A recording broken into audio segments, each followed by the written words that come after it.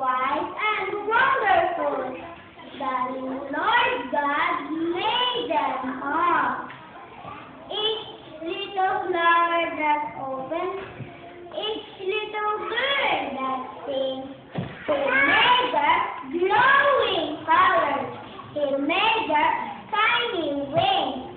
The purple-headed mountains, the river running by, the sunset and the morning that brightens up the sky, the cold wind in the winter, the pleasant summer sun, the ripe fruit in the garden. He made them, everyone. He gave us eyes to see them, and let that be myself. How great is God Almighty! He has made all things well.